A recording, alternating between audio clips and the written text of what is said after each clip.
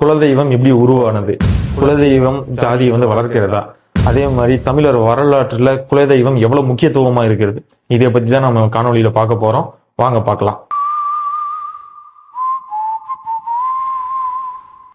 குலதெய்வம் அப்படின்னா என்னன்னா, ஒரே குடும்பத்தை சார்ந்த அவங்க முன்னோர்கள் யாராவது அந்த குடும்பத்தை காக்க உயிர் தியாகம் பண்ணியிருப்பாங்க. அவங்களுக்கு நடுகள் வச்சு நாம தலைமுறை தலைமுறையா வழிபட்டு வர்றதுனாலதான் அந்த குலதெய்வம்ன்ற கான்செப்டே உருவாகுது.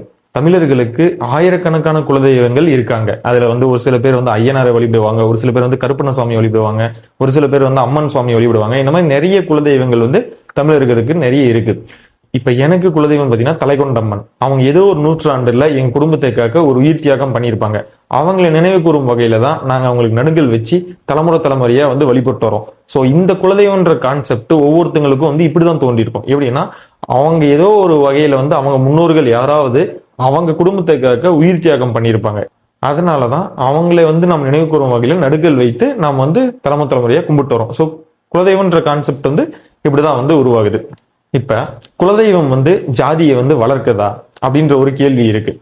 இப்ப சாதின்ற சொல்லே ஃபர்ஸ்ட் தமிழ் சொல் இல்ல. நீங்க பண்டைய காலத்து நூல்கள் எடுத்துக்கோங்க, இல்ல கல்வெட்டுகள், இல்ல நமக்கு கிடைத்த அந்த ஓலைச்சுவடிகள் எடுத்து பாத்தீங்கன்னா, சாதின்ற வார்த்தை நம் தமிழர்கள் யாரும் பயன்படுத்தி இருக்க மாட்டாங்க. அந்த சாதின்ற வார்த்தையை ஒரு வடமொழி சொல், அது மாதிரிதான் இங்க சாதின்னு வந்திருக்கு. அதுக்கு முன்னாடி நாம எல்லாம் குடின்னு தான் எல்லா நூல்கள்லயும் எல்லா கல்வெட்டுகள்லயும் குடின்ற வார்த்தை தான் பயன்படுத்தியிருப்போம். அந்த குடி அப்படி என்னன்னா, குடினா ஒண்ணு இல்ல, மக்கள் தான்.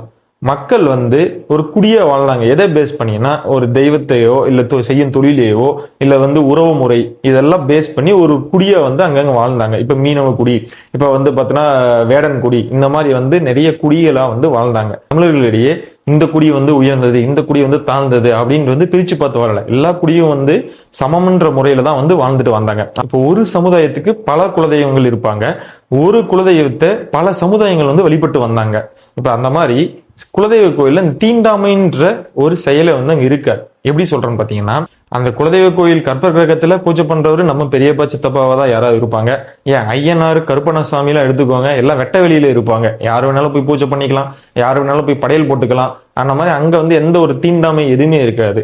இன்னொன்னு பாத்தீங்கன்னா, இந்த நம்ம போற மத்த கோயில்ல நிறைய கோயில்ல இந்த திருநீர் கூட நம்ம கைப்படாம இப்படி மேல இப்படி போட்டுருவாங்க. ஆனா குலதெய்வ கோயில்ல மட்டும்தான் அந்த திருநீர் எடுத்து நம்ம நெத்தியில வச்சு விட்டு வாழ்த்திட்டு போவாங்க. சோ அந்த அளவு தீண்டாமையோ இல்ல இந்த ஜாதியை வளர்க்கிறதோ இந்த குலதெய்வ கோயில்ல இல்லைன்றதுதான் உண்மை. ஒவ்வொரு குலதெய்வத்துக்கும் ஒவ்வொரு வரலாறு இருக்கும். அந்த ஒவ்வொரு வரலாறும் தான் தமிழரோட வரலாற்றை தக்க வைக்கிறது. இப்ப நான் மாசம் திருவண்ணாமலை கோயிலுக்கு போறேன். அங்க பாத்தீங்கன்னா ஆந்திரால இருந்து, கர்நாடகால இருந்து, தமிழ்நாட்டுல இருந்து பல லட்சம் பக்தர்கள் வழிபடுறதுக்கு வராங்க சிவனை. அதே மாதிரி முருகன் எடுத்துக்கிட்டீங்கன்னா அறுபடை வீடுக்கு நிறைய லட்சக்கணக்கான பக்தர்கள் எங்கெங்கிருந்து வழிபடுறாங்க. இப்ப நம்ம குலதெய்வ கோயில்னு எடுத்துக்கிட்டீங்கன்னா நம்ம வழிபட்டாதான் உண்டு.